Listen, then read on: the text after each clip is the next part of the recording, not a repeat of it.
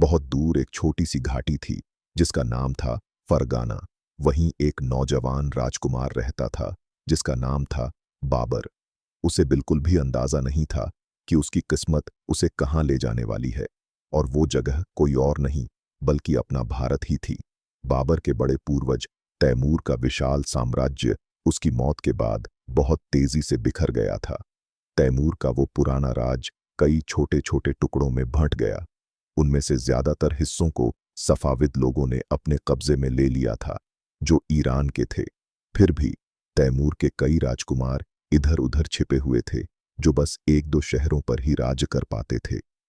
इन्हीं राजकुमारों में से एक था उमर शेख मिर्जा दूसरा, जो उस समय फरगाना घाटी का राजा कहलाता था। वैसे राजा कहना यहाँ शायद थोड़ा ज्यादा है, क्योंकि उसकी सल्तनत बहुत छोटी थी, पर फिर भी वो बुरा शासक नहीं था। लेकिन उसकी किस्मत ने उसका साथ नहीं दिया। सन 1494 में एक भयानक हादसे में उसकी मौत हो गई, और अपने छोटे से राज की जिम्मेदारी उसने अपने सिर्फ 11 साल के बेटे जहीरुद्दीन मोहम्मद बाबर को सौंप दी। बाबर का जन्म करीब 1483 में हुआ था। जैसा मैंने बताया, वो अपने पिता की तरफ से महान तैमूर का वंशज था, लेकिन उसकी मां की तरफ से वो चंगेज खान का भी वंशज था। सोचिए, इतनी बड़ी और जबरदस्त विरासत, लेकिन उस वक्त ये बड़े नाम उसके किसी काम नहीं आए। शुरुआत में तो ऐसा लगा कि बाबर को जरूरत से ज्यादा मिल गया है, जितना वो संभाल भी नहीं पाएगा। वो आखिर था तो बस एक बच्चा ही, पर फिर भी उसने बहुत जल्दबाजी में राज करना शुरू कर दिया। उसके रिश्तेदार, खासकर उसके चाचा, उसके खिलाफ चालें चलने लगे। वे चाहते थे कि बाबर के छोटे और ज्यादा काबू में रहने वाले भाई को राजा बना दिया जाए। खुद को साबित करने के लिए बाबर ने सिर्फ 15 साल की उम्र में समरकंद पर हमला कर दिया और उसे जीत लिया। समरकंद तैमूर के बड़े सेनापतियों की मुख्य राजधानी हुआ करती थी, इसलिए ये वाकई एक बहुत बड़ी जीत थी। लेकिन उसकी ये जीत ज्यादा दिन टिक नहीं पाई। जब बाबर समरकंद में था, तभी उसके एक दुश्मन ने फरगाना पर कब्जा करने की कोशिश की और उसमें कामयाब भी हो गया। जब बाबर उसे रोकने गया, तो दूसरी तरफ समरकंद को एक और दुश्मन ने छीन लिया। बाबर अब बेघर हो गया था। वो अपने साथियों की तलाश में इधर उधर भटकने लगा। उसने समरकंद को फिर से जीतने की कोशिश की, लेकिन शिबानी खान ने उसे बुरी तरह हरा दिया। शिबानी खान एक बहुत बड़ा विजेता था, जो जल्द ही पूरे मध्य एशिया पर राज करने वाला था। कहा जाता है कि बाबर की हालत इतनी खराब हो गई थी कि पहाड़ों में घूमते हुए उसके और उसके 300 आदमियों के पास सिर्फ एक ही तंबू था, और वो भी उसकी मां इस्तेमाल करती थी। बाबर को थोड़ी राहत तब मिली जब वह आज के अफगानिस्तान में भटकते हुए पहुंचा। काबुल उस समय एक बहुत जरूरी शहर था, लेकिन उस वक्त वहां एक बहुत ही गरीब और कमजोर आदमी का राज था। बाबर ने मौका देखा और उस शहर पर हमला कर दिया। उसने काबुल को बड़ी आसानी से जीत लिया। काबुल से ही उसने अपनी एक नई और मजबूत सेना तैयार की।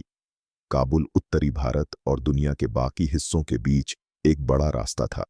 खासकर युद्ध के जो घोड़े मध्य एशिया से भारत आते थे, वे काबुल के रास्ते ही आते थे। इसीलिए बाबर की स्थिति यहाँ बहुत फायदेमंद थी। 1505 में उसने भारत पर अपना पहला हमला किया, जो काफी सफल रहा। उस वक्त उत्तर भारत पर अफगान लोदी वंश का राज्य था। आगे चलकर ये लोदी सल्तनत की आखिरी पीढ़ी साबित होने वाली थी। सुल्तान सिकंदर लोदी एक काफी ताकतवर राजा थे। अगर बाबर उनसे सीधा मुकाबला करता, तो शायद काबुल में ही उसका साम्राज्य खत्म हो सकता था। इसलिए बाबर ने खुद को मध्य एशिया के मामलों में व्यस्त रखा। हिरात तैमूर के वंशजों के लिए एक बहुत अहम शहर था, और उस पर तैमूर का ही एक राजकुमार राज करता था। लेकिन 1506 में हिरात का आखिरी तैमूर शासक मर गया। तभी शिबानी खान ने उस इलाके पर हमला कर दिया। बाबर की बहन और उसका इकलौता सगा भाई उस वक्त हिर्रात शहर में थे। शिबानी ने उन्हें बंदी बना लिया। उसने बाबर की बहन को जबरदस्ती अपनी मर्जी के खिलाफ शादी करने पर मजबूर किया, जो तैमूर के वंशजों के लिए बहुत बड़ी बेइज्जती थी। बाबर अब तैमूर वंश का आखिरी असली शासक राजकुमार बन गया था, और जो भी बाकी बचे हुए राजकुमार थे, उन्होंने बाबर के पीछे हाथ मिला लिया। उन्हें लगा कि बाबर ही अब उनके बचने का इकलौता रास्ता है। बाबर को काबुल और भारत में अपनी हाल की जीतों पर इतना गर्व था कि उसने खुद को फारसी शाही उपाधि बादशाह बताई, जिसका मतलब होता है सबसे बड़ा शासक। इसी बीच शिबानी खान द्वारा हिरात को जीतने से सफावियों के शाह इस्माइल चिंतित हो गए। इसका नतीजा यह हुआ कि 1510 में इन दो बड़ी ताकतों के बीच लड़ाई हुई। इस लड़ाई में सफावी आखिर में जीते और शिबानी खान की हार हुई। इस्माइल ने हिरात पर कब्जा कर लिया और बाबर की बहन को भी बचा लिया। बाबर अफगान शासक इस्माइल का बहुत आभारी था और उसने इस गठबंधन को अच्छी नज़र से देखा। लेकिन इस्माइल, जो दोनों में ज्यादा ताकतवर था, उसने बाबर से कहा कि वो उसके प्रति वफादार रहे और कम से कम ऊपर से ही सही शिया इस्लाम को अपना ले। बाबर ने ये दोनों बातें मान लीं, भले ही उसे बहुत अपमान महसूस हुआ। इस्माइल ने उसकी मदद की और उसे समरकंद फिर से दिलवा दिया। लेकिन वहां के लोग बाबर को इसलिए स्वीकार नहीं करते थे क्योंकि वो ऊपर से शिया बन गया था। बाबर ने मध्य एशिया को फिर से जोड़ने का सपना छोड़ दिया और एक बार फिर भारत की तरफ देखने लगा। इस बार उसका मकसद सिर्फ लूटपाट करना नहीं था। जीतने के इरादे से उसने 1517 में लोगों और चीजों को इकट्ठा करना शुरू किया। इस बीच सुल्तान सिकंदर लोदी की मौत हो गई और उसका बेटा इब्राहिम लोदी, जिसे कोई पसंद नहीं करता था, गद्दी पर बैठ गया। इब्राहिम ने जल्दी ही पुराने अफसरों को नाराज कर दिया और उनकी जगह नए लेकिन वफादार लोगों को नियुक्त किया। ये पुराने नाराज अफसर ही बाबर को बुलाकर भारत पर हमला करवाने लगे। बाबर ने इसे एक सुनहरा मौका समझा और 1525 में 42 साल की उम्र में भारत पर हमला कर दिया। पंजाब में उसे ज्यादा विरोध नहीं मिला और वह दिल्ली की ओर बढ़ गया। अप्रैल 1526 में वह पानीपत पहुंचा, जहां उसका सामना सुल्तान इब्राहिम की सेना से हुआ। लोदी की फौज बाबर की फौज से कहीं ज्यादा बड़ी थी, लेकिन उनकी सेना में अनुशासन नहीं था और उनके पास बाबर जैसी नई बंदूकें और तोपें भी नहीं थीं। बाबर ने इस्माइल और शिबानी की लड़ाइयों को देखकर अपनी रणनीति सीखी थी। सुल्तान इब्राहिम ने दोनों जंग और अपनी जान खो दी। अब बाबर के लिए दिल्ली का रास्ता साफ था। अपने पूर्वज तैमूर की तरह नहीं, उसने दिल्ली को अपनाया और वहां के लोगों की सुरक्षा की गारंटी दी। उसने अपने सैनिकों को लूटपाट या हंगामा करने नहीं दिया। वह खुद सूफी नक्शबंदी तरीकों को मानता था। वह आगे बढ़ा। बाबर दिल्ली पहुंचते ही सबसे पहले उन जगहों पर गया जहां बड़े बड़े सूफी संत आराम कर रहे थे। उसने खास तौर पर निजामुद्दीन औलिया जैसे महान संतों को सर झुकाया। पर एक तरफ वो भक्ति दिखा रहा था और दूसरी तरफ बड़े चुपके से उसने सूफियों की सियासी ताकत कम की और अपने वफादार नक्शबंदी लोगों को राजकाज में आगे बढ़ाया। उसने लोदी सल्तनत की राजधानी आगरा पर कब्जा किया और उनके खजाने अपनी मुट्ठी में कर लिए। पर ठीक उसी पल उसे एक कड़वी सच्चाई का एहसास हुआ। वो एक ऐसे जाल में फंस चुका था जिससे निकलना नामुमकिन लग रहा था। दरअसल 1398 में तैमूर के हमले के बाद से भारत में राज करने के लिए जबरदस्त खींचातानी चल रही थी। कई ताकतें एक दूसरे का गला काटने को तैयार थीं। इनमें से दो सबसे बड़ी थीं, अफगान और राजपूत। अफगान तो पहले लोदी राजाओं के साथ मिलकर राज कर रहे थे, पर अब वे बेघर थे। वहीं राजपूतों की अगुवाई कर रहा था राणा सांगा नाम का एक दिलेर योद्धा, जो सिसोदिया वंश से था। मजे की बात तो ये है कि राणा सांगा ने तो बाबर से पहले ही दिल्ली पर हमला करने का पूरा प्लान बना रखा था। अब ये दोनों, यानी हारे हुए अफगान और राणा सांगा के राजपूत, एक साथ आ गए। उनका एक ही मकसद था, बाबर को इस देश से खदेड़ देना। उनकी मिलीजुली विशाल सेना ने 1528 में आगरा के पास खानवा नाम की जगह पर बाबर से लोहा लिया। बाबर तो जीत गया, लेकिन राणा सांगा जैसा शेरदिल इंसान मौत की नींद सो गया और बस यहीं से उत्तर भारत बाबर और उसके नए वंश तैमूर गोरगानी का हो गया। यही वो वंश था जिसे इतिहास आज महान मुगल वंश के नाम से जानता है। मुगल शब्द, जो फारसी का है, असल में मंगोल से आया है। ये हमें बताता है कि बाबर का रिश्ता चंगेज खान के खानदान से था। सोचो, बाबर, तैमूर और चंगेज खान ये सब मंगोल थे, पर तैमूर के खानदान ने खुद को धीरे धीरे तुर्की रंग में रंग लिया था, इसलिए वे तुर्क कहलाने लगे और तुर्की भाषा बोलने लगे। हालांकि उस जमाने में फारसी भाषा का दबदबा था। इतिहासकार रिचर्ड ईडन बताते हैं कि पानीपत और खानवा की दोहरी जीत के बाद बाबर ने तेजी से अफगानिस्तान के पूर्वी हिस्से से लेकर पंजाब के बीच तक और गंगा के मैदानों तक अपनी पकड़ मजबूत कर ली।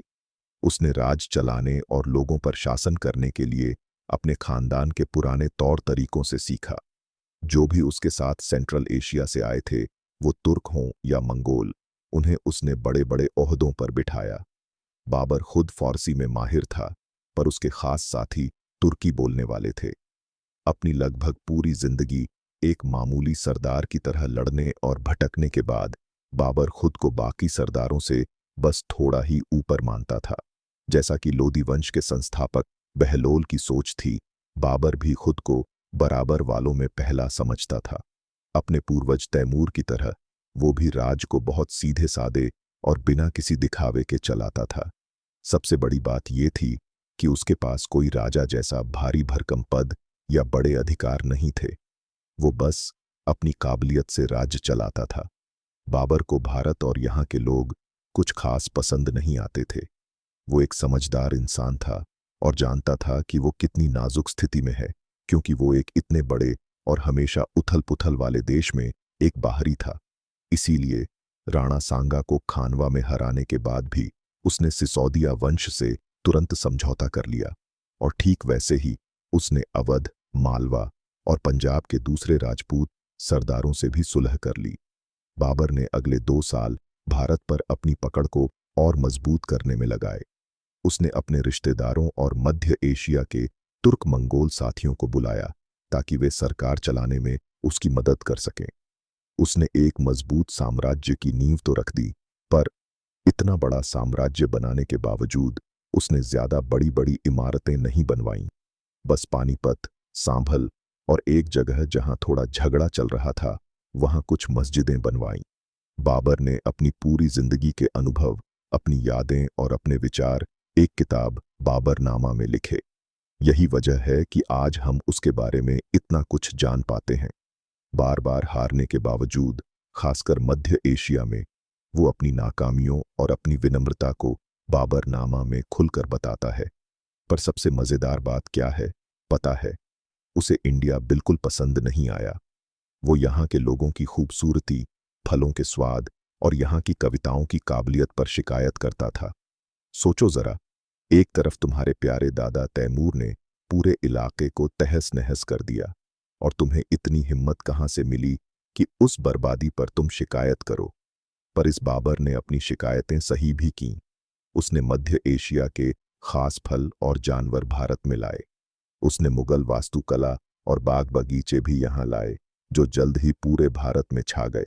पर क्या तुम्हें पता है, ये तैमूर की वास्तुकला पहली बार भारत में नहीं आई थी। दक्कन के मुस्लिम और हिंदू शासक तो तैमूर के 1530 के हमले के बाद से ही इस मुगल शैली की नकल कर रहे थे। बाबर का बेटा और उसका वारिस हुमायूं अचानक बीमार पड़ गया।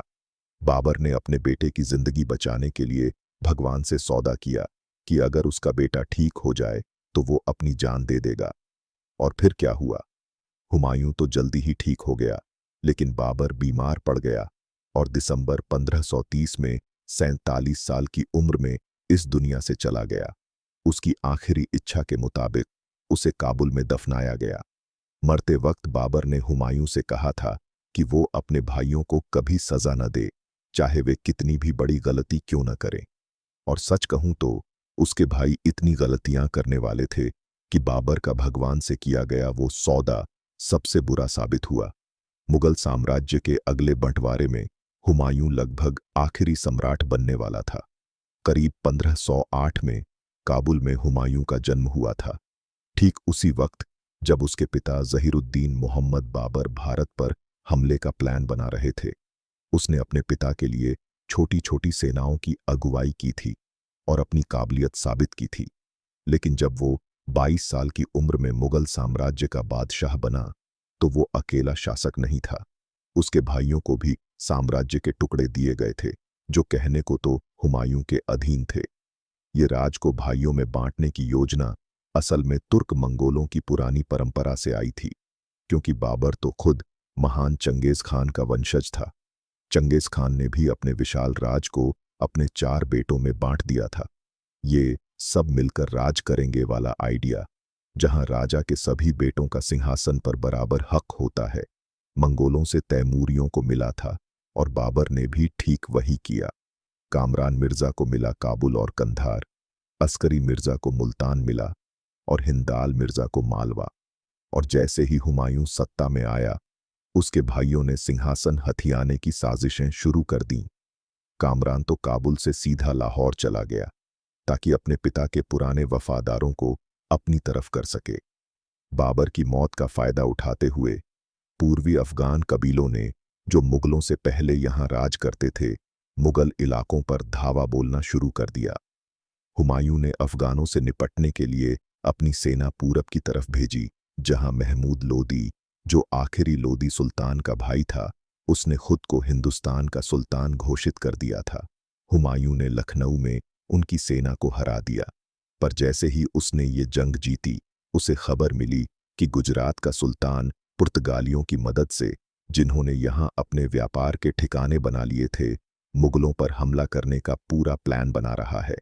1535 में हुमायूं ने गुजरात के तट पर धावा बोला और गुजरात के सुल्तान को हरा दिया। उसने कुछ जरूरी किले भी छीन लिए, लेकिन वो सुल्तान को पूरी तरह खत्म करने और गुजरात को अपने कब्जे में लेने में कामयाब नहीं हो पाया। जानते हो क्यों? क्योंकि अफगान फिर से लौट आए थे। इस बार वे एक बेहद चालाक और काबिल कमांडर शेर खान सूरी के पीछे एकजुट थे। हुमायूं शेर खान और उसकी फौज का सामना नहीं कर सका। अफगानों ने पूरब के घने जंगलों में हुमायूं के खिलाफ गुरिल्ला युद्ध की रणनीति अपनाई, यानी छिपकर हमला करना। सोचो, एक तरफ हुमायूं अपनी शराब और अफीम की लत के लिए मशहूर था, वहीं दूसरी तरफ शेर खान बहुत ही अनुशासित और शांत स्वभाव का था। उसका जन्म 1486 में हरियाणा में फरीद खान के नाम से हुआ था। उसकी जबरदस्त काबिलियत और हिम्मत की वजह से ही उसे शेर खान कहा गया, जिसका मतलब था शेरों का राजा। 1510 के आसपास वह एक आजाद सिपाही बन गया, जिसे हम किराए का सैनिक या भाड़े का टट्टू भी कह सकते हैं। भारत में उस समय ऐसे किराए के सैनिकों की बड़ी मांग थी, क्योंकि कोई एक बड़ी ताकत नहीं थी जो पूरे देश पर राज करती। मुगलों के आने से पहले कई छोटे बड़े समूह अपनी खुद की हिफाजत के लिए लड़ने वाले सैनिक रखते थे और फिर दूसरों को अपनी सेवाएं बेचते थे। जब बाबर ने लोदी वंश को हराया, तो उनके जो सैनिक अब बेरोजगार हो गए थे, वे सब शेर खान के पीछे आ खड़े हुए। शेर खान उन्हें पैसे दे पा रहा था, क्योंकि वो एक अमीर विधवा की हिफाजत कर रहा था। वो विधवा लोदी दरबार से जुड़ी थी। उसके पैसे और शेर खान की जबरदस्त लीडरशिप ने एक बड़ी ताकत खड़ी कर दी। शुरू में उसने मुगल गवर्नरों को रिश्वत दी ताकि वे उससे न टकराए, और इसी बीच वो अपनी ताकत बढ़ाता रहा। 1537 तक उसकी ताकत इतनी बढ़ गई कि उसने बंगाल पर हमला किया और वहां के शाही परिवार को उखाड़ फेंका। उसने खुद को सुल्तान घोषित कर लिया और अपना नाम बदलकर शेर शाह सूरी रख लिया। बस यहीं पर हुमायूं को इस खतरे का असली एहसास हुआ। फिर हुमायूं ने बंगाल पर हमला किया। शेर खान की फौजें चालाकी से अंदरूनी इलाकों में छिप गईं और छापामार युद्ध के तरीके अपनाए। 1538 में हुमायूं का छोटा भाई हिंदाल आगरा, जो मुगल राजधानी थी, पर हमला करता है और खुद को बादशाह घोषित कर देता है। कामरान भी आगरा की तरफ बढ़ा ताकि हिंदाल से मिलकर राज को आपस में बांट सके। जब हुमायूं को ये खबर मिली तो वो तुरंत वापस आया, लेकिन मॉनसून बारिश ने उसकी फौज की चाल को बहुत धीमा कर दिया। शेर खान ने इसका पूरा फायदा उठाया और हुमायूं को बुरी तरह हराया। हुमायूं तो बस किसी तरह अपनी जान बचाकर निकल पाया। अपनी जिंदगी में हुमायूं आगरा वापस आया, जहां उसने अपने भाइयों को माफ कर दिया और सबको एक करके दुश्मन का सामना करने की कोशिश की, लेकिन उसके भाई मानने को तैयार नहीं थे। कामरान तो वापस लाहौर चला गया और वहां अपनी आजादी का झंडा बुलंद कर दिया। मई 1540 में मुगल और अफगान की फौजें कन्नौज में आमने सामने हुई, जहां मुगल सेना को करारी हार मिली। हुमायूं फिर लाहौर वापस आ गया, लेकिन शेर शाह उसका पीछा नहीं छोड़ रहा था और आखिर में लाहौर भी उसके हाथ से चला गया। हुमायूं और उसके भाई हिंदाल के पास अब कोई राज्य नहीं बचा था जहां वे राज्य कर सकें। हाँ, कामरान और अस्करी के पास अभी भी थोड़ी बहुत जमीनें थीं। अफगानों ने दिल्ली और आगरा में अपनी पकड़ मजबूत की और अपने नए सूरी साम्राज्य पर राज करना शुरू किया। हर लिहाज से शेर शाह सूरी एक महान शासक था और एक शानदार सेनापति भी। इस लिहाज से वो मुझे भारत के एक और महान शासक अलाउद्दीन खिलजी की याद दिलाता है, जिनकी खुद शेर शाह ने भी बहुत तारीफ की थी।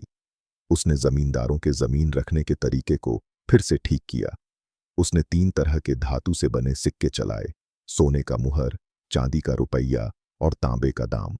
इसके अलावा उसने मध्य एशियाई चीजों, खासकर युद्ध के घोड़ों की जरूरत को समझा और इसीलिए उसने एक बहुत बड़ी सड़क बनवाई, जिसे आज हम ग्रैंड ट्रंक रोड कहते हैं। ये सड़क अफगानिस्तान से बंगाल तक जाती है और पूरे उत्तर भारत को जोड़ती है। पहले इस रास्ते पर कई सड़कें थीं जो हमेशा अच्छी हालत में नहीं होती थीं। इसी दौरान हुमायूं और उसका भाई हिंदाल पश्चिमी भारत में बेघर घूम रहे थे, मदद तलाश रहे थे।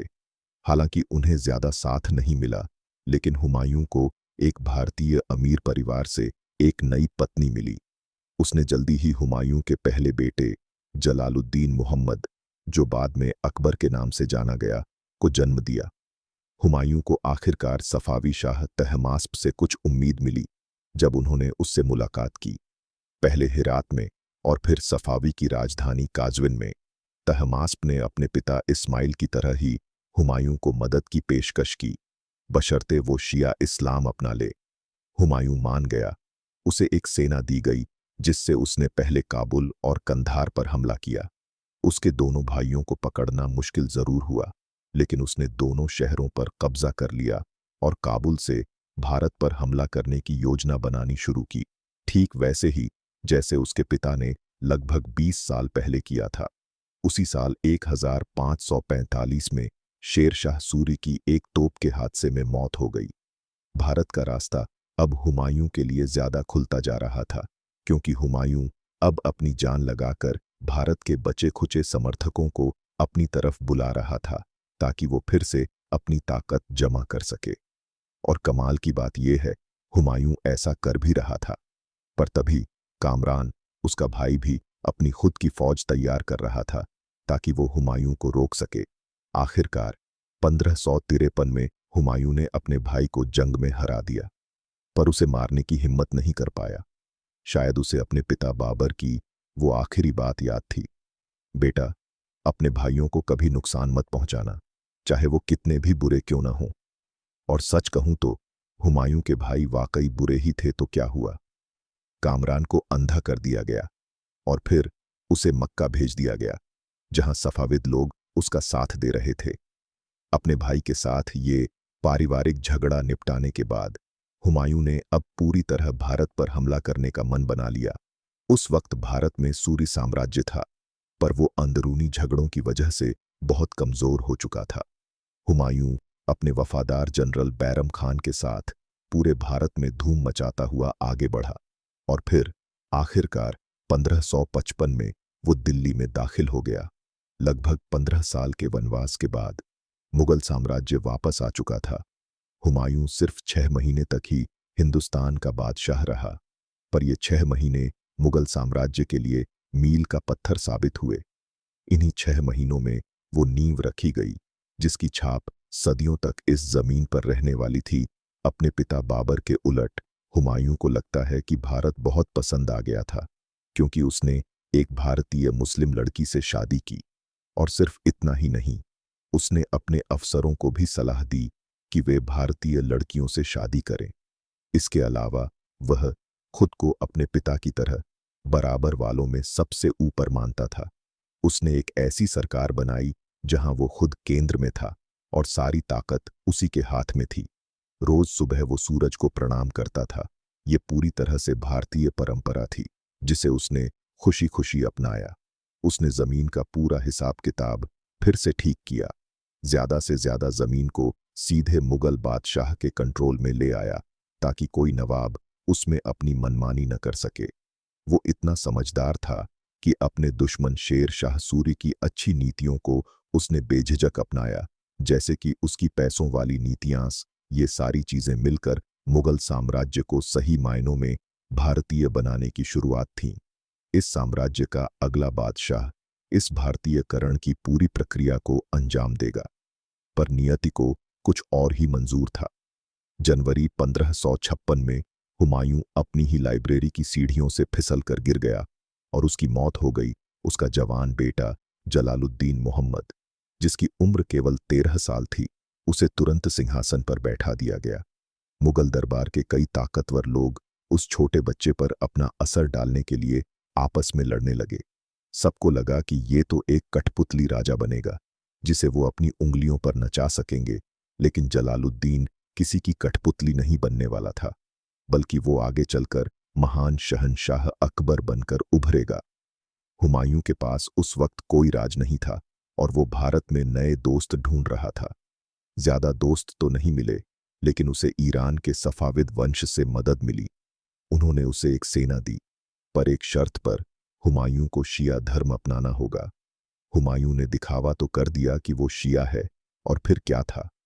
हुमायूं ने भारत पर हमला किया, मुगल साम्राज्य को फिर से खड़ा किया, और उसके ठीक 6 महीने बाद 1556 में उसकी मौत हो गई। उसने अपना राज अपने 13 साल के बेटे, जिसे इतिहास जलालुद्दीन मोहम्मद अकबर के नाम से जानेगा। बस तभी दरबार के ताकतवर लोग उस बच्चे राजा के इर्द गिर्द मंडराने लगे, जैसे शिकारी अपने शिकार के पास मंडराते हैं ताकि उसे अपना कठपुतली बना सके। उन ताकतों में से एक था हुमायूं का वफादार जनरल बैरम खान, जिसने खुद को अकबर का संरक्षक, रीजेंट बना लिया और सेना की पूरी कमान संभाल ली। बैरम खान की मुगल साम्राज्य के प्रति वफादारी इतनी गहरी थी कि उसने अपनी पूरी जान लगा दी। साम्राज्य को बचाने में कमजोरी को भांपकर हेमू नाम के एक जनरल ने बगावत कर दी और दिल्ली पर कब्जा कर लिया। बैरम खान ने अपनी सेना के साथ उसका मुकाबला किया और पानीपत की दूसरी लड़ाई में उसे बुरी तरह हरा दिया। फिर बैरम खान ने सूर्य वंश के बाकी बचे हुए लोगों को भी हरा दिया और साम्राज्य की सीमाओं को सुरक्षित कर लिया। जब साम्राज्य थोड़ा स्थिर हुआ, तब मुगल दरबार में एक और ताकतवर शख्सियत उभरी। यहां से उभरी एक महिला जिसका नाम था महामंगा। वो अकबर की पुरानी दूध वाली मां थी। जब अकबर दरबार में होता था तो वो उसकी रीजेंट बन जाती थी, और जब अकबर युद्ध के मैदान में होता तो बैरम खान उसका रीजेंट होता था। महामंगा ने अपने बेटे आदम खान को ऊंचे पदों पर पहुंचाया, लेकिन 1562 में आदम खान ने अकबर के एक बड़े मंत्री की हत्या कर दी। इसके बाद अकबर ने उसे अपने महल की बालकनी से नीचे गिरा दिया, जिससे उसकी तुरंत मौत हो गई। बेटे के गम में महामंगा भी थोड़े ही समय बाद मर गई। अफसोस में अकबर ने उन दोनों की कब्रों के ऊपर एक मकबरा बनवाया। लगभग उसी समय अकबर ने बैरम खान को हटा दिया। उसे कहा गया कि अब वो बूढ़ा हो गया है और उसे मक्का जाकर रिटायर हो जाना चाहिए। बाद में उसकी हत्या कर दी गई, या तो अकबर के इशारे पर या फिर उन अफगानों ने जिनसे बैरम खान ने लड़ाई की थी। अकबर ने बैरम खान की एक विधवा से शादी कर ली और उसके 4 साल के बेटे को गोद ले लिया। यह बेटा बाद में अकबर के सबसे महत्वपूर्ण मंत्रियों में से एक बन गया। अब तक अकबर ने अपने संरक्षकों, रीजेंट्स से अपने साम्राज्य पर पूरा कंट्रोल हासिल कर लिया था और वो खुद को एक मजबूत शासक के तौर पर स्थापित करने लगा था। उसने तुरंत ही गुजरात पर अपनी नजर डाली। गुजरात उत्तर भारत से आने वाले सभी सामानों के लिए एक बहुत जरूरी बंदरगाह था।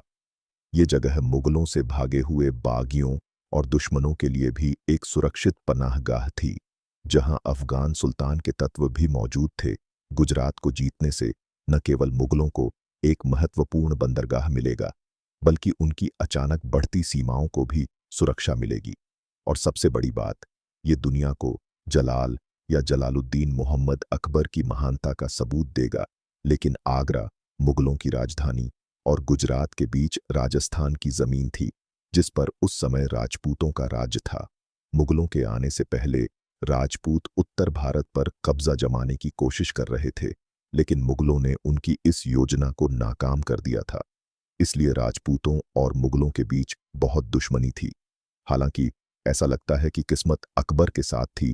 राजस्थान के कई राजपूत कबीलों में से कछवाहा कबीला सबसे पहले मुगलों के साथ दोस्ती करने वाला था।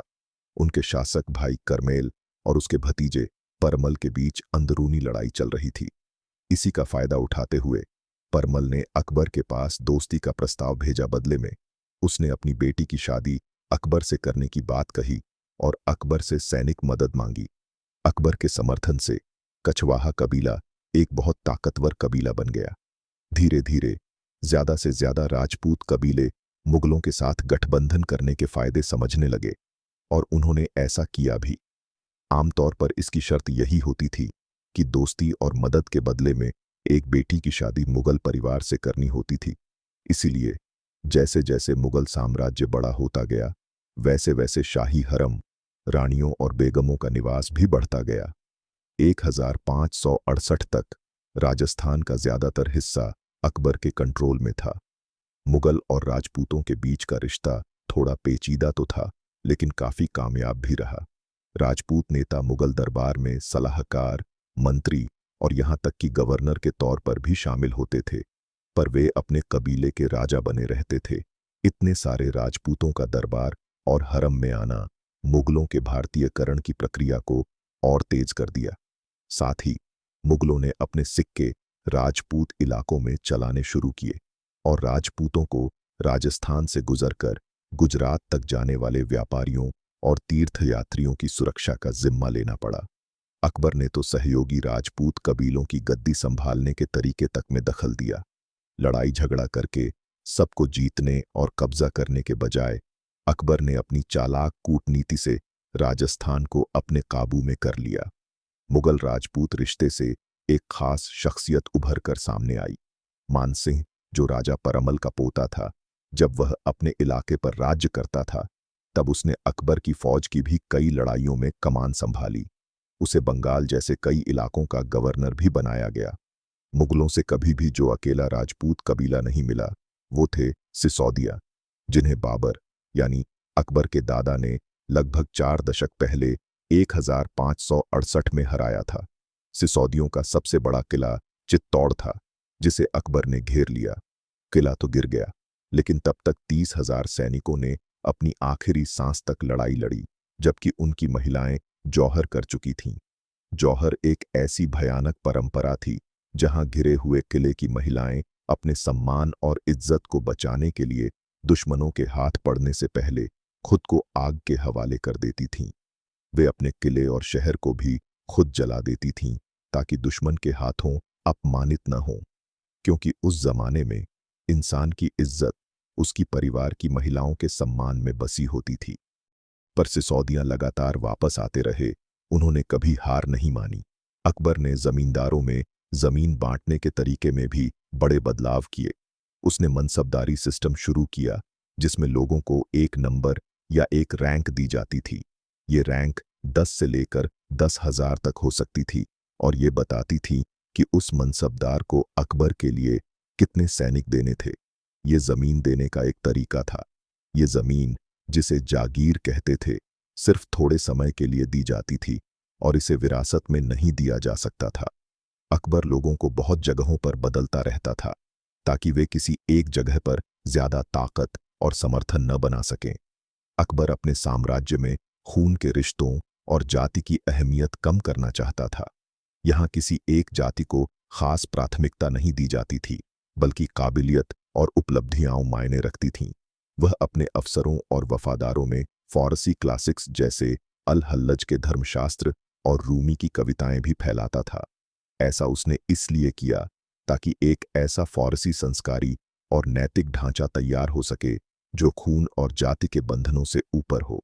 वो सबको एक धागे में पिरोना चाहता था। 1560 और 70 के दशक में अकबर ने अपनी सेना के साथ पूरे भारत में कई जगहों पर जीत हासिल की और अपने साम्राज्य को काफी बढ़ाया। 1571 में उसने अपनी राजधानी आगरा से बदलकर सिकरी ले जाकर वहां एक नया शहर बनाया, जिसे फतेहपुर सिकरी कहा गया, जिसका मतलब है विजेता का शहर। 1584 तक मुगल इतने ताकतवर हो गए थे कि उन्होंने गुजरात के सुल्तान को भी अपनी मुट्ठी में कर लिया था। 1570 के आखिरी हिस्से और 1580 की शुरुआत में मुगल इलाकों में कई बगावतें हुईं, जिन्हें मिर्जा हाकिम, जो अकबर का छोटा सौतेला भाई था, उसकी बढ़ती ताकत से उकसाया गया या उसे समर्थन मिला। 1581 में अकबर ने एक बहुत बड़ी सेना लेकर खुद मोर्चा संभाला। अपने विद्रोही भाई के पीछे चलते हुए हाकिम काबुल से निकला और पास के पहाड़ों की ओर भाग गया। अकबर काबुल में वहीं पुराने सिंहासन पर बैठा रहा जिस पर उसके पिता और दादा कभी बैठे थे, और फिर उसने अपनी बहन को काबुल का गवर्नर घोषित कर दिया। मिर्जा हाकिम अगले साल हार गया और कुछ साल बाद ज्यादा शराब पीने से मर गया। इस घटना ने अकबर को उसकी उत्तर पश्चिम की कमजोरी दिखाई। जो व्यापार मार्ग मध्य एशिया से दिल्ली तक काबुल के रास्ते जाता था, वो बहुत अहम था, खासकर इसलिए क्योंकि उसे अकबर को अपने युद्ध के घोड़ों को कंट्रोल में रखने के लिए उस रास्ते के करीब जाना पड़ा। इसलिए 1586 में उसने अपनी राजधानी तीसरी बार लाहौर बदल दी। इसी दौरान उसके भरोसेमंद राजा मानसिंह को काबुल के गवर्नर के तौर पर भेजा गया और अकबर खुद 1586 में दूसरी बार वहां गया। 1586 में अकबर ने कश्मीर को भी अपने अधीन कर लिया और फिर 1590 में अपनी जन्मभूमि को भी। अपनी जीतों के दौरान अकबर ने कूटनीति, बातचीत और युद्ध कला दोनों में अपनी जबरदस्त प्रतिभा दिखाई। मध्य एशिया से बेहतरीन घुड़सवार तीरंदाजों और भारत से राजपूत सैनिकों को अपनी सेना में शामिल किया। ये दोनों मिलकर एक शानदार और अजेय सेना बनाई। भारत में कोई भी ताकत उस विनाशकारी सेना के सामने टिक नहीं पाई। जब अकबर जीत जाता था तो वो दुश्मनों को खत्म नहीं करता था, बल्कि उन्हें अपनी फौज में शामिल कर मुगल साम्राज्य का हिस्सा बना लेता था। उसने अपने खास एजेंट टोडरमल को जीते हुए इलाकों के राजाओं के पास भेजा ताकि वे समझ सकें कि एक शासक की जिंदगी कैसी होती है। अकबर ने शक्तिशाली वजीर के पद को हटा दिया और उसे 4 अलग अलग हिस्सों में बांट दिया। चीफ दीवान, वित्त मंत्री, मीर बख्शी, सैनिक कमांडर, खाने सामान, शाही खजाने का रखवाला और काजी उल खुजात, मुख्य न्यायाधीश। ये व्यवस्था छोटे स्तर पर भी दोहराई जाती थी। छोटे कस्बों और गांवों में काजी न्यायिक मामलों का फैसला करते थे। एक दिलचस्प बात यह है कि छोटे गांवों और पंचायतों में न्यायिक मामले गांव की पंचायतें तय करती थीं, लेकिन अकबर ने वहां भी काजी नियुक्त किए थे, हालांकि वे इस्लामी कानून के अनुसार नहीं, बल्कि स्थानीय रिवाजों के अनुसार राज्य करते थे। सबसे महत्वपूर्ण मामलों का फैसला अकबर खुद करता था, और सिर्फ वही था जो फांसी जैसी सजा सुनाने का हकदार था। आम जनता को अपने राज्य को मानने के लिए अकबर ने कोशिश की कि वह भारत की पुरानी सर्वोपरि राजा की छवि में फिट हो जाए। उसी साल उसने जजिया पूरी तरह से हटा दिया। यहाँ एक बात ध्यान देने वाली है कि भले ही कागजों में जजिया था, पर भारत में इसे शायद ही कभी सही से लागू किया गया था। उसने गाय और मोर को मारने पर भी पाबंदी लगा दी। 1665 में वो एक कदम और आगे बढ़ा। उसने हिंदू मंदिरों को दान देना शुरू किया। वो हर साल सूफी संत मोइनुद्दीन चिश्ती की दरगाह पर भी जाता था। 1577 तक तो उसे सूफी रीति रिवाजों में खुलकर हिस्सा लेते देखा गया। इसी दौरान उसने एक खास जगह बनवाई जिसका नाम था इबादत खाना, यानी पूजा का घर। उसने डी गामा के बाद से भारत आने वाले सभी धर्मों के विद्वानों को यहाँ बुलाया, जिनमें ईसाई पादरी भी थे। ये लोग अक्सर धार्मिक मामलों पर खुलकर चर्चा और बहस करते थे। ऐसा लगता था जैसे ये अकबर के लिए शाम बिताने का सबसे मजेदार तरीका हो। अकबर को 1578 में एक शिकार यात्रा के दौरान एक अजीब ख्याल आया। उसे लगा कि सभी धर्म या तो एक जैसे सच हैं या एक जैसे झूठ हैं। उस शिकार के दौरान अकबर को एक ऐसा अनुभव हुआ जिसे वो आध्यात्मिक कहता था। जब वो ठीक हुआ तो उसने शिकार छोड़ दिया, ज्यादातर शाकाहारी खाना खाने लगा और अपने बाल छोटे करवा लिए। अकबर अपनी सबसे बड़ी ताकत के रूप में एक सर्वव्यापी बादशाह की छवि बनाना चाहता था, जो अपने लाखों लोगों और कई धर्मों को साथ लेकर चले। इसीलिए उसने धार्मिक नेतृत्व पर भी अपनी पकड़ बनानी शुरू कर दी। सबसे पहले इस्लाम से शुरू करते हुए वो खुद कभी-कभी शुक्रवार की नमाज या उपदेश पढ़ता था। 1579 में उसने एक ऐलान भी किया कि वो इस साम्राज्य में धार्मिक मामलों का सबसे बड़ा मुखिया है। उसने खुद को झिल-ए-इलाही बताया, जिसका मतलब है भगवान की परछाई। लेकिन इसी समय अकबर धीरे-धीरे इस्लाम से थोड़ा दूर भी होने लगा। 1581 में अफगानिस्तान के सफर के दौरान उसकी मुलाकात एक ईसाई पादरी से हुई। उसके आसपास के लोग कहते हैं कि अकबर ने उनसे कहा था कि अब वह मुसलमान नहीं रहा और चाहता था कि उसके बेटे अपनी मर्जी का कोई भी धर्म अपनाएं। लेकिन इसका ये मतलब नहीं था कि वो खुद हिंदू या ईसाई बन गया था। वो कुछ बिल्कुल नया आजमा रहा था। अब फिलिप, लेट्स टॉक रिलीजन से हमें अकबर के दीन-ए-इलाही या दैवीय धर्म के बारे में और बताएंगे। ये एक धार्मिक आंदोलन था जिसकी शुरुआत सम्राट अकबर ने की थी, जो उसके अलग-अलग धार्मिक कामों का नतीजा था। अकबर खुद इसे कभी किसी खास नाम से नहीं बुलाता था। दीन-ए-इलाही को दैवीय एकेश्वरवाद या तौहीद-ए-इलाही के रूप में समझना ज्यादा सही होगा, जिससे हमें इसके कुछ विचारों के बारे में थोड़ी जानकारी मिलती है। लेकिन जब इस चीज की बात आती है तो विद्वानों में बहुत मतभेद है और हमारे पास जो जानकारियां हैं वो भी अलग-अलग हैं। कुछ लोग मानते हैं कि दीन-ए-इलाही एक बिल्कुल नई पूजा पद्धति या धर्म था जिसे अकबर ने शुरू किया था, जो उसके जन्म के धर्म इस्लाम से अलग था। वहीं कुछ लोग इसे गलत मानते हैं और दीन-ए-इलाही को अलग तरह से देखते हैं। आप कह सकते हैं कि कम से कम अकबर के दिमाग में दीन-ए-इलाही उसकी पहले से मौजूद सूफी आधारित इस्लामी आस्था का ही एक विस्तार या हिस्सा था। जो कुछ ज्यादा या कम तय है वो ये कि दीन-ए-इलाही अकबर के अलग-अलग धार्मिक परंपराओं से बातचीत का नतीजा था।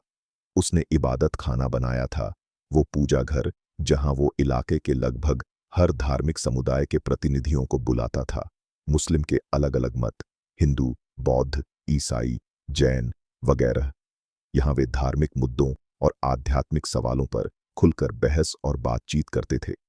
ये तथाकथित दैवीय धर्म या दैवीय एकेश्वरवाद इसी सोच से निकला लगता है, जिसमें अलग-अलग धार्मिक परंपराओं की बहसों और सीखों से प्रेरणा ली गई। अकबर खुद एक बहुत ही अहम भूमिका में था, जैसे एक आध्यात्मिक नेता या मार्गदर्शक अपने अनुयायियों के लिए।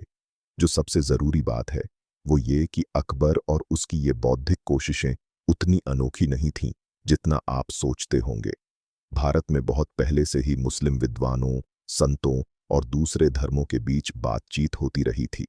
तो अकबर ये असल में उस समय के बड़े बदलाव का हिस्सा था कि उसने दूसरी धार्मिक शिक्षाओं में समानताएं और अच्छी बातें देखीं और उनसे कुछ बातें अपनाईं। ये कोई अजीब बात नहीं थी और जरूरी नहीं कि इसका मतलब ये हो कि वो कभी मुसलमान नहीं रहा या दीन-ए-इलाही कोई नई धार्मिक व्यवस्था थी। पर दुख की बात यह है कि इस आंदोलन की असली मान्यताओं और तरीकों के बारे में हमें ज्यादा जानकारी नहीं है, और जो जानकारी हमारे पास है वो अक्सर ऐसी जगहों से आती है जिन पर पूरा भरोसा नहीं किया जा सकता। फिर भी ये स्रोत दावा करते हैं कि इस आंदोलन में मुख्य रूप से कुछ खास बातें शामिल थीं। सिर्फ सूफी प्रभावित इस्लाम ही नहीं, बल्कि हिंदू धर्म, पारसी धर्म, ज़ोरोएस्ट्रियन और शायद जैन धर्म और ईसाई धर्म जैसी चीजें भी इसमें शामिल थीं। जब हम इस आंदोलन को देखते हैं तो ये कभी-कभी किसी धर्म से ज्यादा एक गुप्त संगठन जैसा लगता है। इसमें केवल चुने हुए लोग ही शामिल होते थे। उनके पास एक दूसरे को सलाम करने के अलग तरीके, अनोखे रीति रिवाज और दुआएं होती थीं। ये हमें किसी सूफी समुदाय की याद दिलाता है और इसमें कोई हैरानी नहीं, क्योंकि अकबर का सूफी मत से गहरा जुड़ाव था। ऐसा लगता है कि इनके बीच एक तरह का आचार विचार का कोड था। शुरुआती लोगों को ये बातें अपनानी थीं, जैसे दुनियावी इच्छाओं से दूर रहना, मीठी बोली बोलना और न्याय, दया तथा भगवान के प्रति सच्ची भक्ति पर आधारित अच्छा व्यवहार करना। शायद ब्रह्मचर्य अपनाने की सलाह दी जाती थी और आत्मा को भगवान तक पहुंचाने के लिए अलग-अलग अभ्यास पर जोर दिया जाता था। अहिंसा के बड़े विचार से प्रेरित होकर इन इल्लाहियों को हिंसा से पूरी तरह बचने के लिए कहा जाता था। सभी जानवरों को काटने पर मनाही थी। वे शाकाहारी भोजन करते थे और यहाँ तक कि उन लोगों के साथ बैठने और खाने से भी बचते थे जो उन चीज़ों से जुड़े थे, जैसे कसाई या मछुआरे। नाम तौहीद ए इलाही हमें ये बताता है कि इस आंदोलन का इस्लामी चरित्र था और ये मूल रूप से एक ईश्वर में विश्वास रखता था।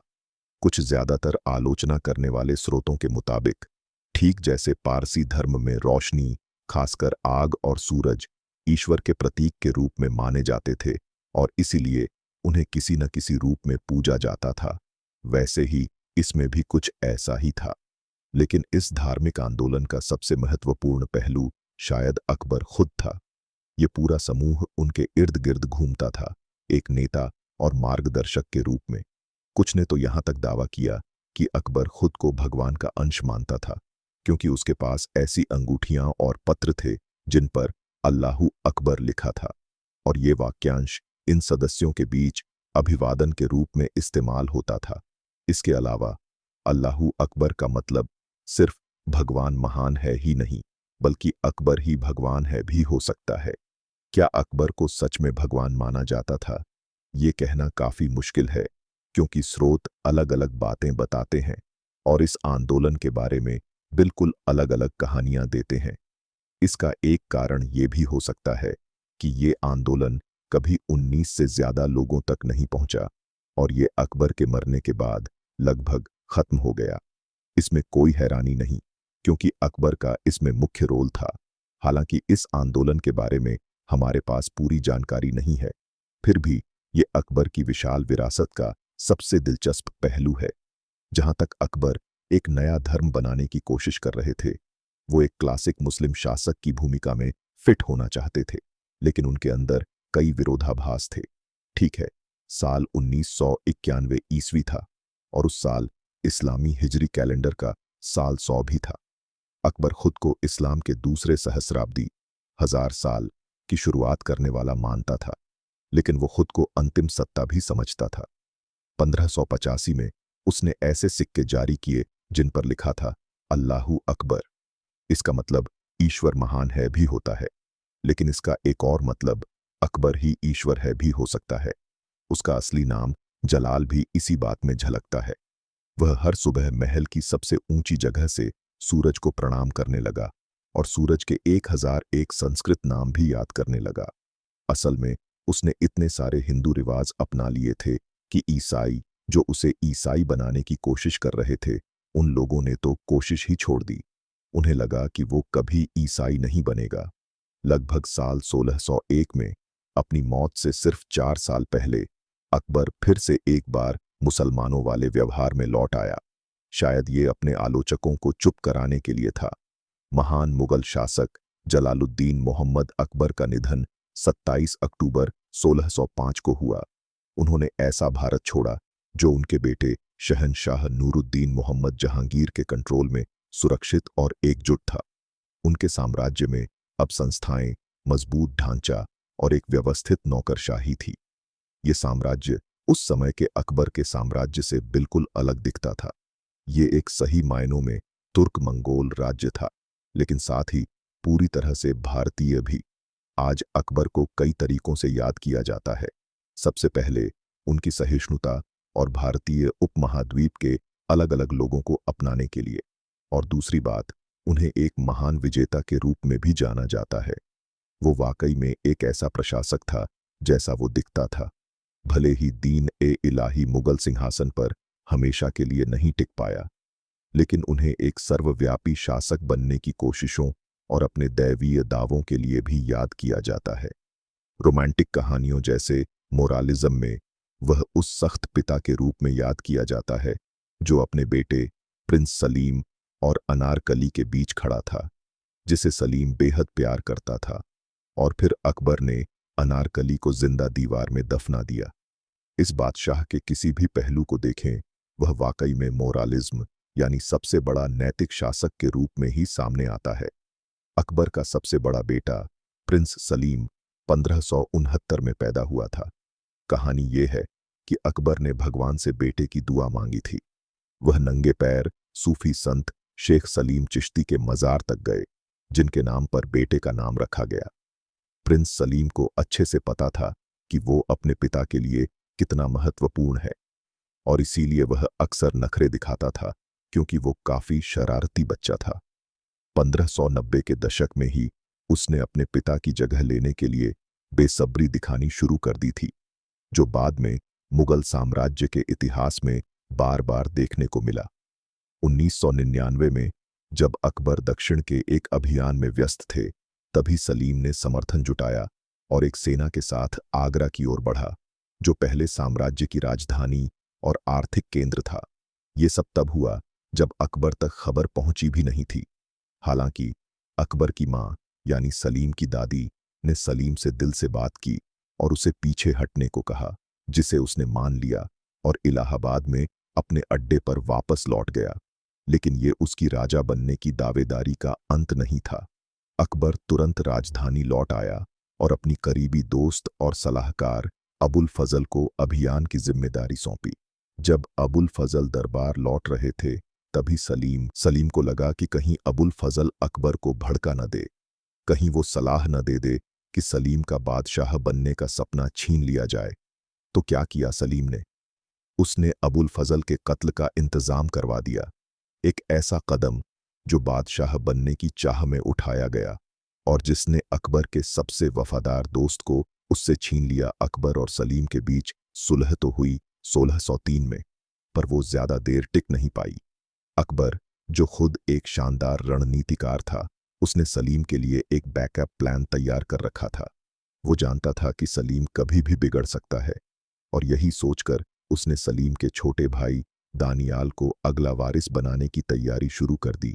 इससे सलीम और भी गुस्से में आ गया, और इस जलती आग में घी तब पड़ा जब अकबर ने दानियाल को लाल शाही तंबू इस्तेमाल करने दिया। ये वही तंबू था जो सिर्फ बादशाह के लिए आरक्षित होता था। ये तो बस अपमान था। असली चोट तो ये थी कि अकबर अपने ही बेटे के खिलाफ दूसरा बेटा तैयार कर रहा था। यहाँ एक और खिलाड़ी था मैदान में, प्रिंस खुसरो। वो सिर्फ 7 साल का था जब अकबर ने 1594 में उसे एक बड़ा पद दिया और सलीम के घर से दूर भेज दिया। 1603 तक उसकी उम्र 17 हो चुकी थी और उसकी अपनी ताकतवर हैसियत बन चुकी थी। अकबर ने उसे ऊंचे पदों पर भी रखा था। खुसरो राजा मान सिंह का भांजा था, जो अकबर के सबसे ताकतवर राजपूत सेवकों में से एक था। वहीं वो अजीज कोका का दामाद भी था, जो अकबर का अपना दूध भाई था और दरबार का एक और बहुत ताकतवर मुगल सेवक था, यानी खुसरो भी कम नहीं था। फिर आया साल 1604। दानियाल, जो अकबर का दूसरा बेटा था, शराब पीने की वजह से मर गया। अकबर का एक और बेटा मुराद पहले ही 1999 में मर चुका था। 1604 में अकबर का एक और बेटा शाहबुद्दीन मर गया, तो अब सिंहासन साफ तौर पर सलीम को मिलने वाला था। पर सलीम को अब ये डर सताने लगा था कि उसका खुद का बेटा खुसरो भी उसे राजा बनने से रोक सकता है, ठीक वैसे ही जैसे उसने खुद अपने पिता को गद्दी से हटाने की कोशिश की थी। यानी जैसा बोओगे वैसा ही काटोगे। उसी साल अकबर की मां का भी निधन हो गया। जब सलीम आगरा में अंतिम संस्कार के लिए पहुंचा, तो उसकी अकबर से किसी बात पर जबरदस्त बहस हो गई। इसके बाद अकबर ने उसे अपने महल में रहने के दौरान शराब या अफीम लेने पर पाबंदी लगा दी। सलीम को यह बहुत बुरा लगा। इस वक्त सलीम की इन लतों की वजह से दरबारियों को फिर से लगने लगा कि वो अकबर की जगह लेने के लिए सही नहीं है। हालांकि अकबर ने खुसरो को कभी आधिकारिक तौर पर अपना वारिस नहीं बनाया, और जब 1605 में अकबर की मौत हुई तो सलीम ही सिंहासन पर बैठा। उसने खुद को जहांगीर का खिताब दिया, जिसका मतलब था दुनिया का मालिक। भले ही जहांगीर और खुसरो के बीच कुछ मेल मिलाप हुआ था, पर खुसरो अपनी महत्वाकांक्षा नहीं छोड़ पाया। उसने चुपके से अपने समर्थक इकट्ठा किए और पंजाब की तरफ बढ़ा, ताकि अकबर की राजधानी लाहौर पर कब्जा कर सके। पर वहां का गवर्नर दरवाजे खोलने से साफ मना कर दिया। खुसरो ने घेराबंदी शुरू कर दी थी। तभी जहांगीर अपनी फौज लेकर पहुंचा और अपने बेटे को हरा दिया, जो फिर काबुल भाग गया। खुसरो को पकड़ लिया गया और उसे बेइज्जत किया गया। उसके अनुयायियों को सड़कों पर ताबूत में ठूंसा गया और फिर फांसी दे दी गई। खुसरो को आगरा किले में कैद कर दिया गया, लेकिन उसने अपने पिता के खिलाफ साजिशें करना जारी रखा। अंत में उसकी आंखें फोड़ दी गईं, जिससे उसकी महत्वाकांक्षा हमेशा के लिए खत्म हो गई। इसी दौरान पंजाब में सिख धर्म का असर बढ़ने लगा था। ये बात सिख धर्म के संस्थापक बाबा गुरु नानक के जमाने की है। मुगल साम्राज्य की नींव सबसे पहले बाबर ने रखी थी, जो जहांगीर के परदादा थे। कई मायनों में बाबर और गुरु नानक के बाद के लोगों की कहानियां आपस में जुड़ी हुई थीं। अकबर सूफियों के साथ शांति बनाए हुए था और उसने उन्हें जमीन भी दी थी, जहां उन्होंने अपना केंद्र अमृतसर शहर बसाया। खुसरो के विद्रोह के दौरान 5वें सिख गुरु गुरु अर्जुन देव खुसरो से मिले और उन्हें आशीर्वाद दिया। जैसा कि जहांगीर खुद अपनी किताब में बताता है, खुसरो उसी जगह ठहरा जहां गुरु अर्जुन देव थे। वो बाहर आए और उनका सम्मान किया। वह खुसरो के साथ कुछ खास तरीके से पेश आया और उसके माथे पर एक उंगली से केसर रंग का निशान बनाया, जिसे हिंदू काशका कहते हैं और इसे शुभ माना जाता है। जब ये बात मेरे कानों तक पहुंची और मैंने उसकी बेतुकी हरकत समझ ली, तो मैंने उसे पेश करने का आदेश दिया और उसकी संपत्ति जब्त करवा दी और उसे मौत की सजा देने का फैसला किया। जहांगीर ने गुरु अर्जुन देव को बुलाया, जहां उसे इस्लाम कबूल करने या मरने का आदेश दिया गया। गुरु अर्जुन देव ने मौत को चुना। उन्हें भयानक यातनाएं दी गईं और अंत में मार दिया गया। सिखों और मुगलों की ये कहानी बहुत दिलचस्प है, पर यह कहानी किसी और वक्त के लिए है। अभी तो मुगलों के साथ ही रहते हैं। अपनी ताकत पक्की करने के बाद जहांगीर ने अपनी दरबार संभाली। उसने अपने समर्थकों को बड़े पद दिए और खुसरो के कुछ समर्थकों को भी फिर से फायदा पहुंचाया। हालांकि राजा मानसिंह को बंगाल के गवर्नर पद से हटा दिया गया और उसकी जगह उसके बेटे को पदोन्नत किया गया।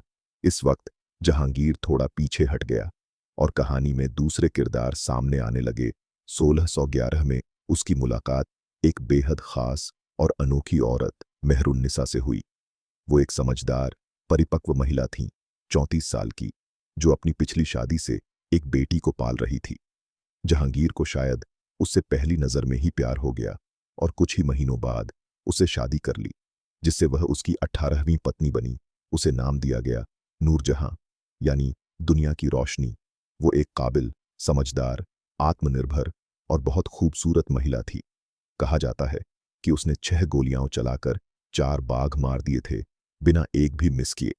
जहां ज्यादातर रानियों की तस्वीरें उनकी नजाकत दिखाती हैं, वहीं नूरजहां की एक तस्वीर में वो बंदूक लोड करते हुए नजर आती है। अहमदनगर मुगलों का पहला निशाना था। वहां के शासक बहुत कमजोर थे और मुगलों ने पहले ही उनकी राजधानी पर कब्जा कर लिया था। लेकिन सल्तनत 2 खास समूहों की मदद से टिकी हुई थी। हिंदू मराठा योद्धा और अफ्रीकी हबशी गुलाम सैनिक। हबशियों का नेता मलिक अंबर था, जो एक पूर्वी अफ्रीकी गुलाम सैनिक था और भारत लाया गया था। 1570 के दशक में उसे अहमदनगर के पेशवा या प्रधानमंत्री ने खरीदा था, जो 157 में मर गए। तब अंबर आजाद हो गया और आजाद सिपाही बन गया। उस वक्त भारतीय उपमहाद्वीप में सेना के लिए एक जबरदस्त मार्केट था। यहां तक कि पुर्तगाली नाविक भी लिस्बन की सेवा छोड़कर यहां आजाद सैनिक बन गए थे। उसने समय समय पर दक्कन के सभी सल्तनतों की सेवा की और बीजापुर के सुल्तान से मलिक का खिताब भी मिला। अंबर जल्दी ही ताकतवर बन गया और उसके अपने हबशी सैनिक हो गए। जब मुगलों ने अहमदनगर की जमीनों पर हमला किया, तो अंबर और उसके सैनिक लड़ते रहे। मलिक अंबर के लड़कों ने मुगलों को पीछे धकेल दिया। उसने अहमदनगर के सिंहासन पर एक कठपुतली राजा बिठा दिया। सुल्तान मुर्तजा निजाम शाह द्वितीय और अपनी बेटी की शादी भी उससे करवा दी। जहांगीर इतना खींच गया था कि उसने 1616 में एक पेंटिंग तक बनवाई, जिसमें वो इस दुश्मन का सिर काटते हुए दिख रहा है। देखो, ये 17वीं सदी का फेक न्यूज जैसा था। अहमदनगर को जिसने सच में जिंदा रखा था, वो थे मराठा। उन्हें राज में शामिल किया गया और जमीनें दी गईं। वे 3 बची हुई सल्तनतों की फौज का भी एक बड़ा हिस्सा थे। मराठा आखिरकार दक्कन सल्तनतों के गिरने के बाद अपने खुद के महान साम्राज्य की नींव रखने के लिए उठ खड़े हुए। मलिक अंबर ने जब उसके दामाद का निधन हो गया तो अपने पोते को सिंहासन पर बिठा दिया, अपनी दूसरी कठपुतली के रूप में। वो 1626 में इस दुनिया से चला गया। अगले साल अक्टूबर 1627 में शहंशाह नूरुद्दीन मोहम्मद जहांगीर भी कश्मीर से लौटते समय मर गया, जहां मुगल बादशाह अक्सर गर्मियों में जाते थे क्योंकि वहां का मौसम शांतिपूर्ण होता था। उस वक्त जहांगीर लगभग सिर्फ नाम का राजा था। उसकी सेहत इतनी खराब थी कि नूरजहां लगभग उसकी तरफ से शासन कर रही थी। उसकी अपनी ही जुबानी में उसे 1 किलो शराब और आधा किलो मांस के अलावा कुछ भी नहीं चाहिए था। आसिफ खान और नूरजहां दोनों ही शाही कारवां का हिस्सा थे। आसिफ खान ने तुरंत अपनी बहन नूरजहां को हिरासत में ले लिया और शाहजहां के बेटों को आजाद कर दिया। उसने दक्कन में मौजूद शाहजहां को अपने पिता की मौत की खबर भी भेजी। शाहजहां तुरंत लाहौर की ओर बढ़ा ताकि सिंहासन अपने कब्जे में ले सके, पर उसके पहुंचने से पहले ही उसने अपने परिवार के वंश को कम करने का एक खौफनाक आदेश दिया। उसके भाई शहरयार, मरे हुए खुसरो के 2 बेटे और अपने दिवंगत चाचा दानियाल के 2 बेटे, इन सबको फांसी दी जानी थी। शाहजहां की ताजपोशी की ये तैयारी साफ तौर पर दिखाती है कि वो मुगलों में पहले से चले आ रहे परिवार के झगड़ों से बचना चाहते थे। हालांकि जैसा मैंने कहा, जो बोओगे वही काटोगे। 4 फरवरी 1628 को एक ज्योतिषी द्वारा चुने गए शुभ मुहूर्त पर शहंशाह शाहबुद्दीन मोहम्मद मुगल साम्राज्य के सिंहासन पर चढ़ा अकबर अपने पोतों को अपने ही बेटे के खिलाफ तैयार कर रहा था। पर बूढ़े सम्राट की 1605 में मौत हो गई और खुर्रम के पिता जहांगीर के नाम से सम्राट बन गए। अपनी राजगद्दी के दौरान खुर्रम को अलग अलग क्षेत्रों का गवर्नर बनाया गया और उसने कई बार सेना का नेतृत्व किया। वह इतना लोकप्रिय हो गया कि उसे उत्तराधिकार के लिए भी सोचा जाने लगा था। ये लोकप्रियता उसके सिर चढ़ गई, जिससे उसके और उसके पिता जहांगीर के रिश्ते खराब हो गए। इसलिए उसने बगावत कर दी, पर हार गया। खैर, जहांगीर की 1627 के अंत में मौत हो गई और शाहजहां फरवरी 1628 में सिंहासन पर बैठ गया। शाहजहां की अंतिम ताजपोशी होने के बाद उन्होंने साम्राज्य की बागडोर संभालनी शुरू कर दी। उन्होंने अपने ससुर आसिफ खान को वजीर बनाया। अपनी सौतेली मां और आसिफ खान की बहन नूरजहां, जो पहले साम्राज्य की बहुत ताकतवर महारानी थीं, उन्हें लाहौर के एक आरामदायक महल में बिठा दिया, जहां उन्होंने अपनी बाकी की 18 साल की जिंदगी बिताई। उन्होंने अपने समर्थकों और बच्चों में सोने की बारिश कर दी, जिसमें अपनी प्यारी बेटी जहां आरा को 6 लाख रुपए दिए। इसके अलावा उन्होंने महाबत खान को अजमेर का गवर्नर नियुक्त किया। महाबत खान एक शानदार सेनापति था, लेकिन वो वही आदमी था जिसने शाहजहां को उसकी बगावत के दौरान हराया था। इससे पता चलता है कि निजी दुश्मनी के बावजूद शाहजहां ने प्रतिभा की कद्र की। मेरी राय में यही बात मुगल साम्राज्य को इतना ताकतवर बनाती थी। जवान राजकुमारों को जमीन और सैनिक कमान दी जाती थी, जिनका इस्तेमाल वे अपने समर्थक बनाने और राज चलाना सीखने के लिए करते थे। चूंकि क्लासिक तुर्क मंगोल परंपरा में सभी राजकुमारों का सिंहासन पर बराबर दावा होता था, इसलिए आम तौर पर राजकुमारों के बीच एक भीषण मुकाबला होता था, जिसमें सबसे ताकतवर ही जीतता था। राजा बनने से ये पक्का हो गया कि अच्छे और काबिल शासक ही सिंहासन संभालेंगे और अपनी प्रतिभा दरबार में ला सकेंगे। शाहजहां की ताजपोशी के तुरंत बाद ही बगावतें शुरू हो गईं। एक अफगान नवाब खान जहां लोदी गुजरात का गवर्नर बन गया था और उसके पास उत्तरी दक्कन के कुछ इलाके भी थे।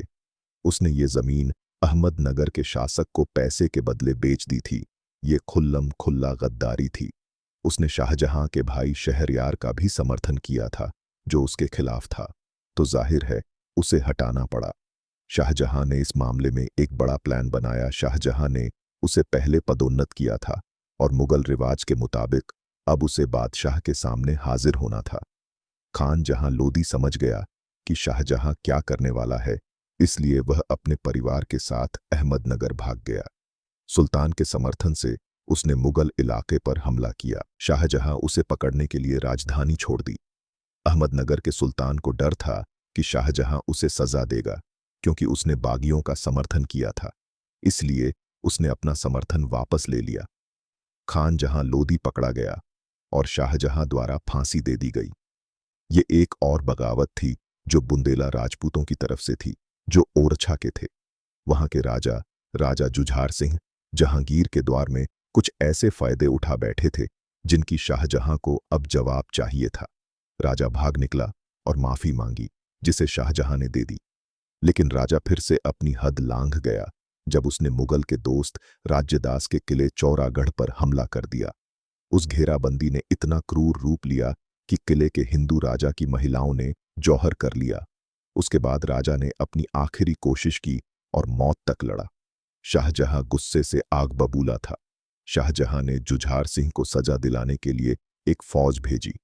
अब यहां भारतीय मुसलमान इतिहास में एक और कहानी दोहराई जा रही है। जुझार सिंह ने अपने पिता के मरने के बाद अपनी पदवी और अधिकार विरासत में पाए थे। उनके पिता राजा बीर सिंह की पदवी पर कुछ सवाल थे, क्योंकि उन्होंने अकबर के करीबी दोस्त अबुल फजल की हत्या करके ये पदवी हासिल की थी, जिसके लिए जहांगीर ने उन्हें ये जागीर दी थी।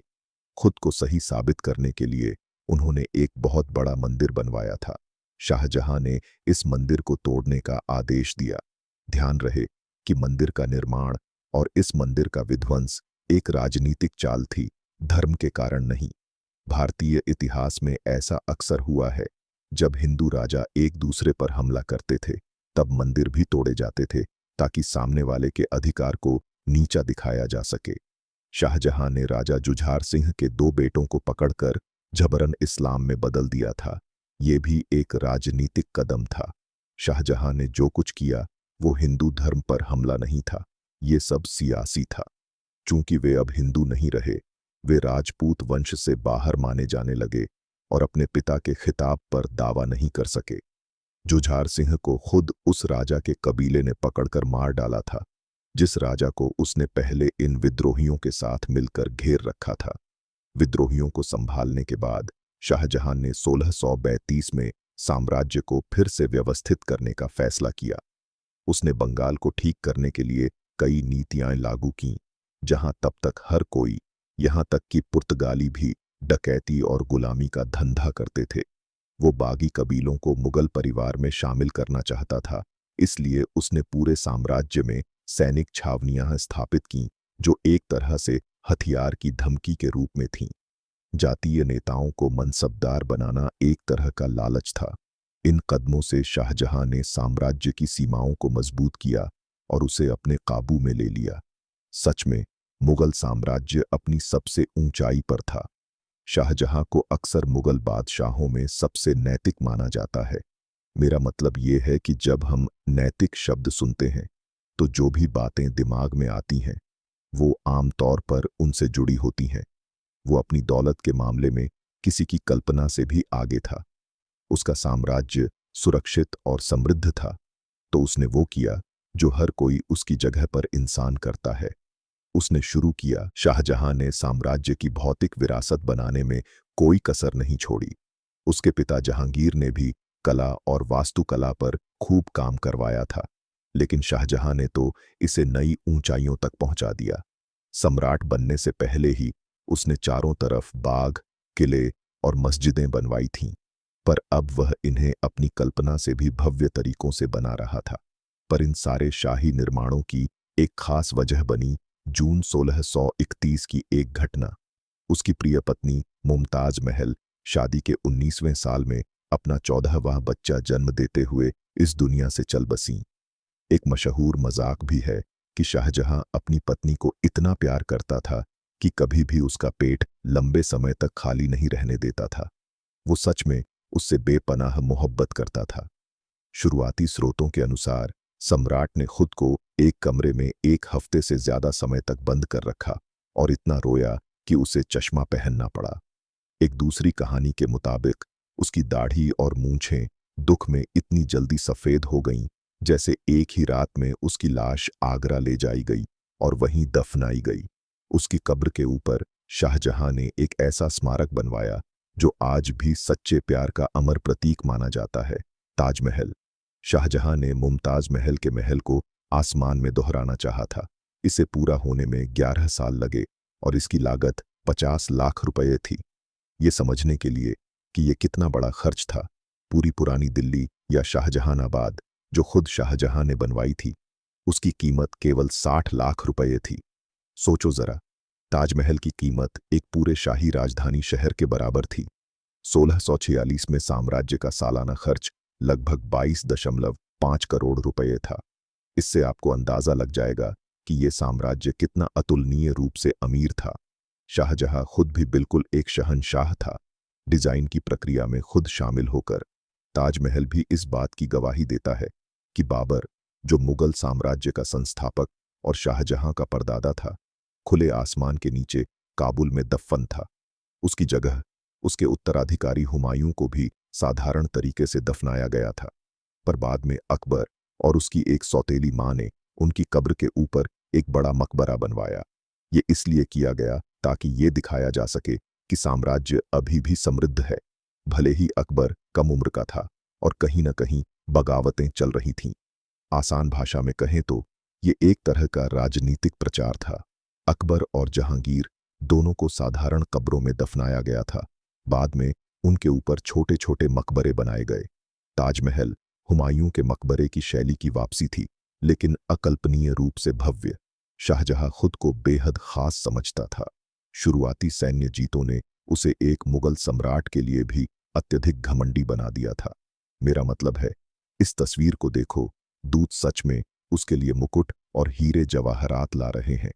उसने खुद को द्वितीय संयोजन के स्वामी कहा, जो कि सबसे कूल और शाही उपाधियों में से एक है। ये शनि और बृहस्पति के मिलन की अवधि को कहते हैं, जिसे फारसी ज्योतिष शास्त्र में बहुत शुभ माना जाता है। इस समय पैदा हुए लोग असाधारण क्षमताओं वाले होते हैं। इस संयोग का पहला स्वामी, अगर आप सोच रहे हैं, तो शाहजहां का पूर्वज था, तैमूर। हालांकि तैमूर ने कभी खुद को ऐसा नहीं कहा। यह शाहजहां का अपनी खानदान से जुड़ने का एकमात्र तरीका नहीं था। उसने 1646 में मुगलों के सबसे पुराने दुश्मनों, उन उज्बेकों को हराने और उस जमीन को कब्जे में लेने के लिए मध्य एशिया में भी एक हमलावर फौज भेजी थी। अपने पूर्वज तैमूर के राज्य में शाहजहां ने आगरा और लाहौर के किले, जो अकबर ने बनवाए थे, उन्हें बदल दिया। उसने उन्हें अपने शाही अंदाज के अनुसार ढाल लिया। मिसाल के तौर पर, अकबर से लेकर बाद के बादशाह अपनी दरबारी सभा में झरोखा नाम के ऊंचे बालकनी जैसी जगह पर बैठते थे, जिससे वे अपने मंत्री और जागीरदारों से ऊपर रहते थे। शाहजहां ने झरोखे की ऊंचाई बढ़ाई और अदालत में खंभे बनाए, ताकि अलग अलग रैंक के जागीरदारों की पहचान हो सके। आगरा में उसने तो यहां तक किया कि झरोखे को मस्जिद की दिशा के अनुसार सेट किया। कोर्ट ऐसा बनाया ताकि उसका झरोखा सच में मस्जिद के प्रार्थना क्षेत्र और मक्का की काबा के बीच में खड़ा हो, जहां मुसलमान नमाज पढ़ते वक्त मुंह करते हैं। कई समकालीन स्रोत उसे अपने इलाके का किबला कहते हैं। किबला वही जगह है जहां से आप नमाज के दौरान मुंह करके खड़े होते हैं। हालांकि वह सिर्फ मकबरों और किलों से संतुष्ट नहीं था। शाहजहां ने पूरी एक नई शहर बसाने की योजना बनाई। शाहजहानाबाद या पुरानी दिल्ली का निर्माण 1639 से 1640 के बीच हुआ। इस शहर को बनाकर शाहजहां अपनी फैमिली को दिल्ली सल्तनत से जोड़ना चाहता था, जो उस समय के केंद्र में थी। नई राजधानी का दिल था लाल किला, और लाल किले के दिल में था मयूर सिंहासन। ये सिंहासन इतना शानदार था, रत्नों और कीमती पत्थरों से जड़ा हुआ, कि इसकी कीमत 1 करोड़ रुपये थी, जो ताजमहल की कीमत का 2 गुना था। इस दिखावटी धन और अखंड सत्ता की तस्वीर यूरोपीय यात्री भारत से लाए, जिससे मुगल शब्द बना। ये सब कुछ उस स्थिरता और समृद्धि पर टिका था जो शाहजहां ने अपने भाइयों, भतीजों और रिश्तेदारों को मार गिराकर बनाई थी। भविष्य में गृह युद्धों से बचने के लिए शाहजहां ने ऐसा किया था, पर कहा जाता है, जैसा बोओगे वैसा ही काटोगे। आखिरकार शाहजहां खुद 1657 में एक ऐसे ही गृह युद्ध में फंस गया। शाहजहां बीमार पड़ गए और ऐसा लग रहा था कि उनकी मौत हो जाएगी। उनका सबसे पसंदीदा वारिस उनका बड़ा बेटा दारा शिकोह था।